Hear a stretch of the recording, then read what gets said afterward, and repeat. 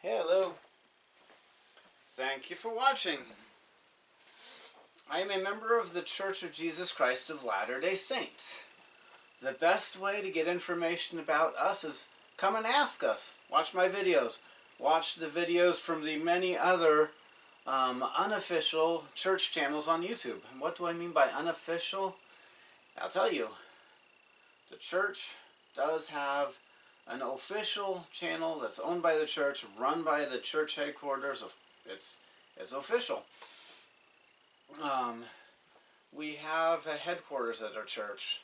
We have people that work there, and they are the official. There's an official church spokesman in the regions of the world. We have like regional representatives, regional media people, regional official spokesmen, or things like that. But members of the church who are still active members of the church, I'm not like not a member, and I believe anytime we talk about the church, you could definitely say it's a church-related thing or a church thing. But if it's not because headquarters called us and said, hey, make a channel, then we're unofficial. Alright, you could go to the official church website, the official church YouTube channel, to understand our beliefs. You can get the missionaries, the full-time missionaries. They are official representatives of the church. But if you don't want to go to those sources, you want to hear somebody else, I've got some ideas, some things to look out for, to know if somebody's being honest about what we believe. Because it is entirely possible for somebody who's not one of us to be honest about what we believe. Just like it's possible for you to watch my channel, and a few times I mention other religions, I promise you I will always say what they actually believe. I'll always give them a fair shake. I will never make up something that that religion does not believe.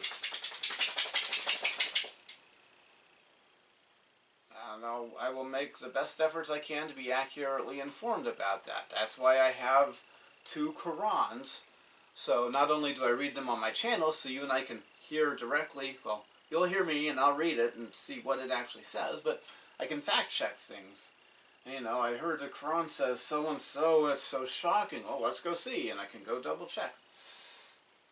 So, if somebody's not a member of the Church of Jesus Christ of Latter-day Saints, you're probably getting inaccurate information about what we believe from them. They're probably not a good source of information if they quote the Journal of Discourses. What is the Journal of Discourses? It's a book I don't have, and I've got every official church book. The Journal of Discourses was written in the 1800s. It is a Journal of Discourses. So Brigham Young talked, and somebody wrote it down. Somebody else talked, and somebody wrote it down. Here's why it's a bad source of information. One is we believe that prophets are not turned into robots by God, and so it's possible for a prophet to blurt out his own personal opinion or guess about something. So maybe Brigham Young did say something that's in the Journal of Discourses, but it was his personal guess, and he wasn't claiming it was a revelation. Now, God does give his prophets in our dispensation revelations, and we stand behind those revelations. When the prophet said, "Thus saith the Lord, I received a revelation." But the Journal of Discourses is not, to the best of my knowledge, Brigham Young did not fact check it, double check that they heard him right, and did not make sure that they were differentiating between his personal opinions and his guesses and revelations. One story about Brigham Young that illustrates this is one person remembers and wrote down that Brigham Young, I think this was around the time of the Utah War, said something in the morning, and then he had another meeting later in the day, and the person was at both meetings, and the next meeting Brigham Young said, in the morning you heard the will of Brigham, now you're going to hear the will of the Lord. He received revelation, he sought revelation at that time. Alright, so that's why the Journal of Discourses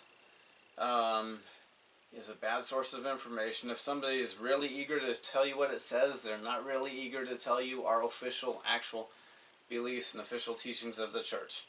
If the person that's, at the same time, here's what you should avoid the people who avoid certain things. We have scriptures, we have lesson manuals, we have a book named Gospel Principles, which is the Gospel Principles.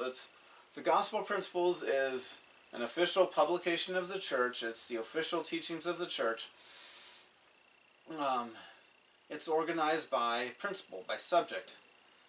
And so if they are not eager to quote from that, but they are, trying to metaphorically beat you over the head with the Journal of Discourses, that's a bad source of information. Somebody more eager to quote the Journal of Discourses than the book of Matthew is a bad source of information about us. Give more weight to one quote than to many quotes. Here's a specific example of that. Did the three witnesses actually see the gold plates? And I think there's some of the other stuff that was buried with the gold plates, and an angel of God, and hear the voice of God.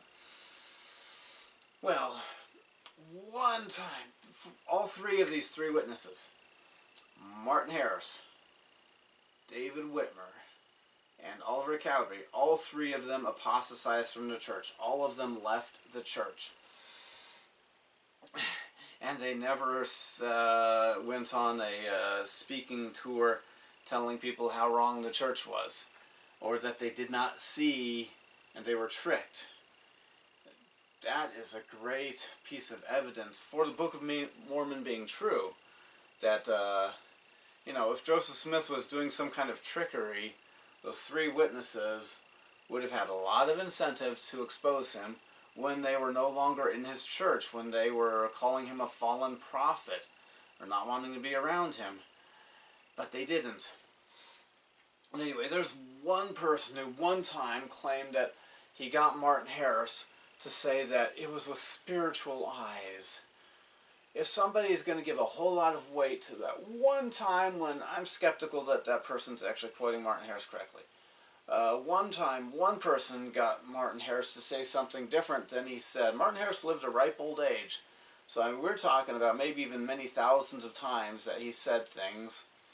Many, at least hundreds of times he was quoted saying that what he wrote, what he signed to in the Book of Mormon, the beginning of it, seeing the gold plates, hearing the voice of God and the angel, with his eyes, seeing with his eyes. One little quote contradicting hundreds of times of him saying that. Which one is more important? One little quote or hundreds of times of a person saying something? You should always go with hundreds of times of a person saying something. Unless you've got some really good evidence that they were saying something hundreds of times for fear for their life or something. So if people are trusting, if the person is trusting an account that an honest historian would reject. Martin Harris again. There's a crazy story that is not well, there's no reason to believe it. Of Martin Harris walking somewhere and saying he saw a deer turn into Jesus or something like that. But it's just one time, one person claims that they heard this guy say the story. Martin Harris, who was well respected, a businessman, did things in the city government, the local government that they would not let a crazy person do. So he was a sane, upright citizen, and one obscure quote that's not in a reliable source. If somebody wants to bring up one obscure quote that makes Martin Harris look crazy, when he was, I don't have the list in front of me, at LDS Truth Claims, the channel, and Latter-day Saints Q&A, one of those two channels has taken the time to compile a list of all of the things that Martin Harris was doing, like local government, juries, and things like that. that they would not let a crazy person do. That should outweigh one really suspicious story that might have been made up to make him look crazy. Somebody's a bad source of information if they are inconsistent. Some people who are really eager to tell you how wrong we are Christians that worship the same Jesus. They just misworship him or misfollow him. Yeah, guys, I said it. You do worship the same Jesus, but you're not following him right. And anyone who accuses somebody of having a different Jesus is probably a major butthead. And that's a good clue that somebody's a bad source of information. If they're accusing people of believing in a different Jesus, when the accused group is using the same New Testament and loves reading that same New Testament where Jesus was born, where we read about him being born in Matthew and Luke, then they're proving a bad source of information. But some of these people, they will bend over backwards to explain away why we can still trust the Bible, even though there are contradictions in it, or a few questionable parts. Some of those people are really eager to jump all over the Book of Mormon and say, see, so bad. Alright, so if somebody's using bad logic, yeah, this is good advice in every aspect of life. Once somebody's using bad logic, you should be extremely skeptical of anything they say. Some examples of bad logic that I've heard from people who are eager to denounce the Church of Jesus Christ of Latter-day Saints. Well, one is inconsistency with the Bible there. But just because we know where some things happened in the Bible doesn't prove it's true. I mean, if that was the case, we could fire juries and fire defense attorneys, and once a prosecutor names a real place, know that it's true. Kwaku L did a great analogy about this on the channel Saints Unscripted. He made up a story that he wasn't claiming was true. But, he said, what if there's this flying rabbit with wings and it happened in New Jersey and we find out New Jersey is a real place and we know where it is? Does that prove the rest of the story true? No. Now, the Bible is true. Kwaku and I are not saying the Bible's not true. But it's bad logic and not really proof of something if the place where somebody says it happened is known. Well, that still doesn't prove that everything that you said happened there happened. A lot of people are inconsistent in their Bible interpretation, so watch out for people who are eager to tell you how wrong we are, reading things into the Bible that aren't there. And there's one other book that antagonists love to bring up that never has been an official publication of the Church of Jesus Christ of Latter-day Saints. And if they are eager to quote from it, you know you found a bad source of information. And that is Mormon Doctrine by Bruce R. McConkie. That book, I'm not saying it's pure evil, but it never has been an official publication of the church, and people who want to show how crazy or wrong we are quote it as if it was the official publication of the church, believed to be a revelation, infallible, perfect in every aspect. No. Bruce R. McConkie, when he wrote that book, was a 70. So not even one of the 12 apostles. He later became one of the 12 apostles. But from day one, that book has had problems in that it had controversial things to say that were not the teachings of the church. Controversial things that the church was silent on, or that some members of the church were saying, but for something to be a revelation and official teaching of the church, for us to believe it's a revelation from God, it has to be taught by the president of the church and him claim it's a revelation.